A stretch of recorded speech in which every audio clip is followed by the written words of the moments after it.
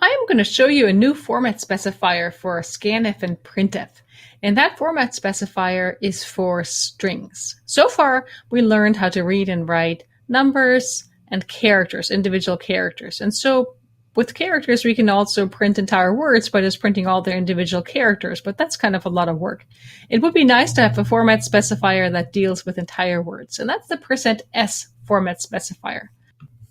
Let's start by looking at an example. Suppose I wanted to store the word fun. It has 3 letters, and so we might be able to use an array of characters. And to declare an array of characters, I write the variable type. I'm going to store individual characters. Then the name of the variable, let's say I call it word, and then the length. And normally you would think I would put a 3 there.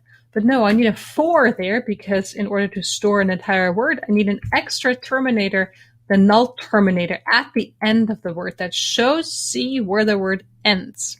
So it's a special character that needs to be added on, and that happens automatically with the format specifier %s. So this is an array of characters, which you also call a string. All right, so how do we read such a thing? Well, we should probably first ask the user to please enter a word with 3 letters. Okay. And then we can use scanf with the %s format specifier in order to read this word. The variable name goes right here, it's word. And normally I have to put an ampersand in front of the variable with the scanf function. But the scanf function with the %s format specifier is different, and we will understand that later.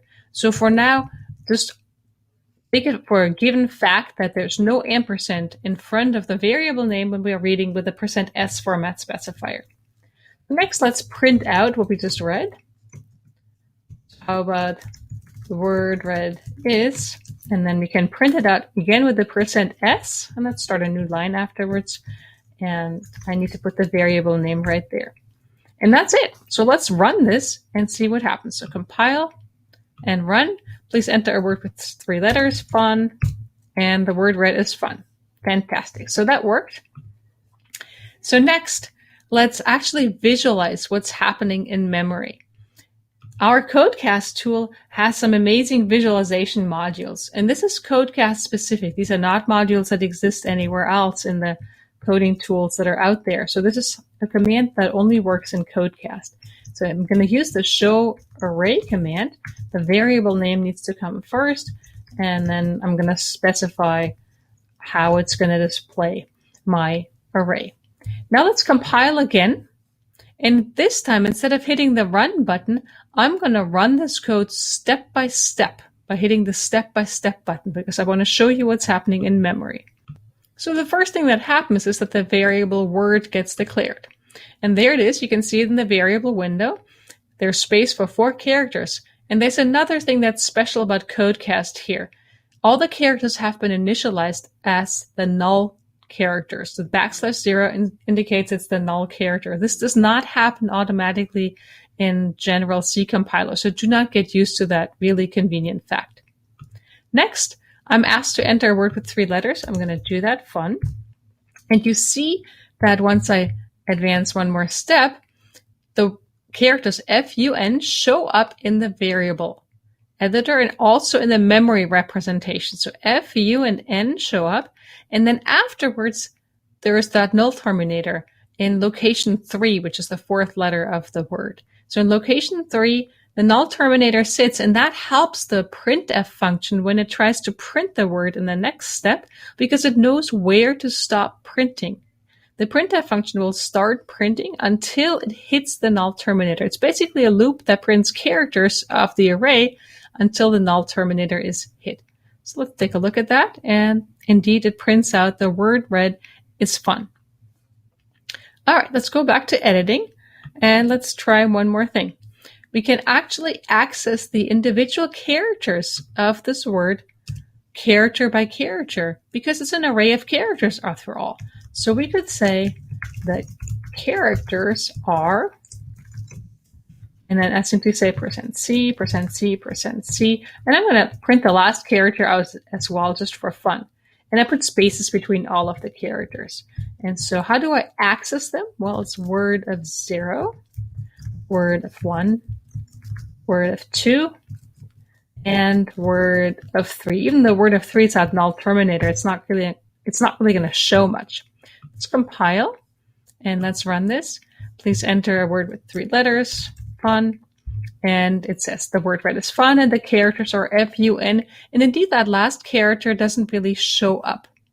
I can change that. Well, I can't really make it show up, but I can visualize this a little better by actually putting angular brackets or any other symbol around my characters. It doesn't have to be angular brackets. I'm just choosing that because I like them. Now, the individual letters are going to be printed with these angular brackets around them. So let's see what that looks like. When I hit the run button, enter a word with 3 letters, fun. And the characters this time are FUN in these angular brackets. And then the 4th place shows up with angular brackets and no character in it. That's the null terminator. That's why that didn't show up. So that's what's stored in location 3 of the array. And that normally doesn't show up when you use the %s format specifier anyway. But these angular brackets sometimes can be helpful when you're trying to troubleshoot and figure out what's going on in your program. Let me show you one more thing. We can access the individual characters of the array if we wanted to, for example, change the word. Suppose I wanted to change the U in fun to an A. Then I simply need to address that one character. Which one is it? Well, the U in fun is the second character in the word. But remember, for an array purpose, we start counting at 0. So the F is at location 0, the U is at location 1. So I want to change word of 1. And I want to change that to an A. And in order to do so, I need to simply type the A on the right-hand side of the assignment equal operator and put it in single quotes. That's how we specify an individual character. And afterwards, let's print out the word again. And let's use the %s format specifier because that is so much easier. So the new word is, and there it is. And then we need to put in the variable name there again. Now let's run this. So we hit compile and run and enter a word, fun. And it prints out the word read is fun, the characters, and the new word is fan. That's the one where we change the second letter of the word, which is at location 1, into an A. So now you know how to print entire words using the %s format specifier, how to read them, and how to store them in memory. The one important thing to remember is you need to reserve one extra space for that null terminator. In fact, what you could do is, instead of restricting the size of the array to 4, you could just make it much bigger to begin with. How about a 51? And then you could allow words with up to 50 letters here. So we could run this again by hitting compile and run, enter a word with 50 letters or up to 50 letters. It doesn't have to have all the way 50 letters. And you see, first of all, the memory representation being much larger.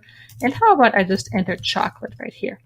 And it says the word read is chocolate, the characters are, and remember I was only displaying the first 4 characters, CHOC, and the new word after we changed the second character to an A is chocolate, which just doesn't really make any sense, but this was just for demonstration purposes. All right, the best way to really understand how the %s format specifier works is to go start and play around. Have fun.